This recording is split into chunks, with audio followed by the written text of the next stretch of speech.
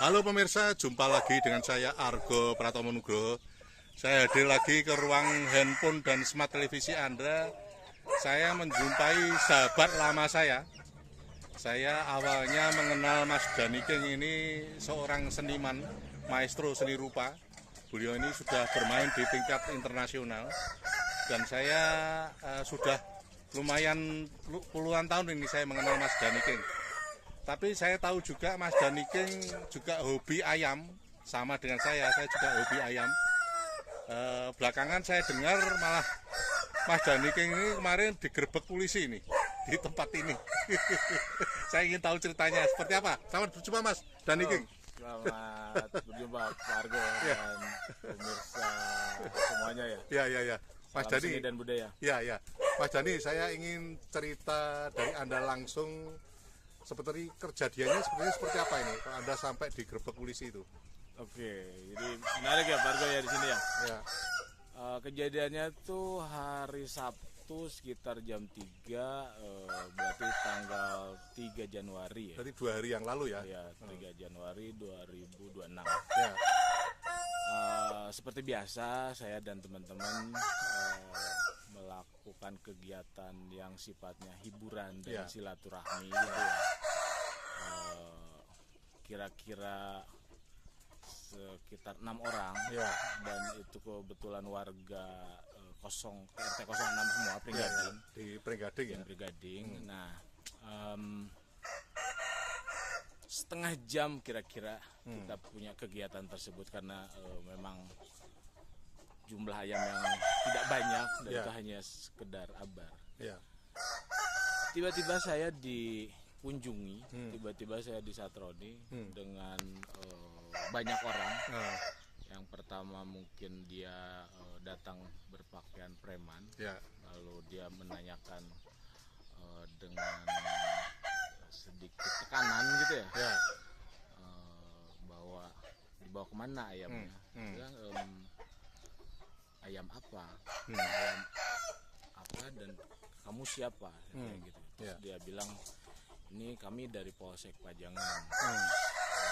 Saya cukup kaget, saya cukup shock karena setahu saya tidak melakukan pelanggaran hukum apapun gitu ya. Saya sebagai seorang penghobi ayam hanya melakukan bentuk kegiatan yang menurut saya dan menurut teman-teman tidak ada unsur pelanggaran hukumnya gitu.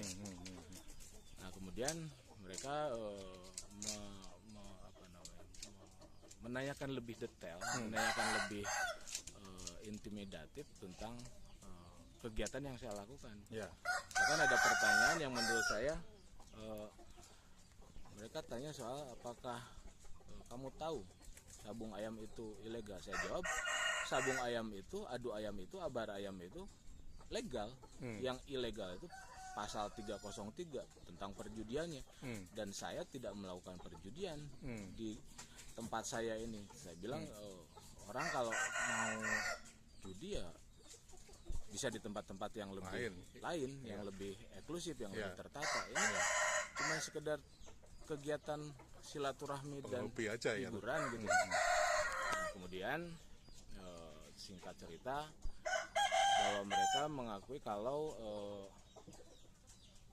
ada laporan dari warga yang mereka menyatakan salah buat mereka kalau tidak merespon laporan tersebut. Saya bilang di sini, saya temukan saya dengan si pelapor tersebut biar ada klarifikasi, biar si pelapor tahu bahwa di sini tidak ada kegiatan yang melanggar hukum. Tapi mereka di sana tidak mengizinkan, tidak mau. Terus saya bilang mungkin saya akan cari tahu siapa si pelapornya. Dengan maksud tujuan saya adalah kalau memang di lingkungan ini ada yang tidak senang, tidak suka, jangan dulu melibatkan pihak ketiga atau pihak keempat. Lebih enak kita bicara persuasif, dan saya juga orang yang bisa berkompromi. Lakukan itu dengan itikat baik, kekeluargaan. Kalau misalkan di situ tidak ada titik ketemu, baru kita ambil pihak ketiga. Nah kalau kejadiannya udah seperti ini, saya juga punya punya nama yang tercemar, punya situasi yang tidak nyaman yang saya dapat, saya bisa melakukan tuntutan balik. Tuntutan apa yang saya bisa pakai setelah saya pelajari? Ada pasal yang bisa saya pakai adalah pencemaran nama baik, pelaporan palsu, dan fitnah. Itu pasal berlapis yang bisa saya pakai, bahkan bisa juga ke wilayah pidana dan perdata itu. Jadi saya dirugikan di sini ya Pak Argo ya. Sebagai seorang penghobi, sebagai seorang seniman, di mana saya juga sedang dalam upaya memperjuangkan bagaimana tradisi budaya yang kita punya selama ini. Kok stigma tentang ngadu ayam itu negatif selalu melekat. Padahal saya dalam hal ini tidak melakukan pelanggaran hukum di pasal 303 itu. Buat saya jadi lucu aja gitu kan Pak Argo. Mungkin di sini saya menghimbau kepada teman-teman penghobi bahwa kita nggak usah takut kalau kita memang di jalur yang benar. Kemudian buat para pelapor atau para spionase, kalau memang mereka ini bagian dari kepanjangan tangan hukum, sebaiknya mereka punya Data kecerdasan, jelas, punya kecerdasan, punya data yang konkret, biar mereka tuh tidak memberikan laporan abal-abal. Kasihan polisinya, kasihan kami yang dijadikan korban tersangkanya, dan ternyata hasil yang mereka dapat adalah zong, tangan hampa. Itu pelajaran berharga buat kita semua ya. Artinya kalau memang ada sesuatu yang indikasinya kuat, mereka seharusnya mensurvei ulang dengan detail bagaimana itu akan ditindaklanjuti atau disikapi. Mungkin seperti itu tuh Pak Argo. Oke, terima kasih Mas Dani. Nanti lain kali saya akan datang lagi tempat Anda, dan saya akan terus mengawal kegiatan Anda juga ini, karena saya kebetulan juga suka dengan ayam juga ini.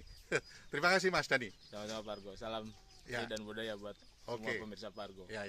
Nah pemirsa, akhirnya saya Argo Pratomo Nugroho undur diri dari ruang handphone dan smart televisi Anda.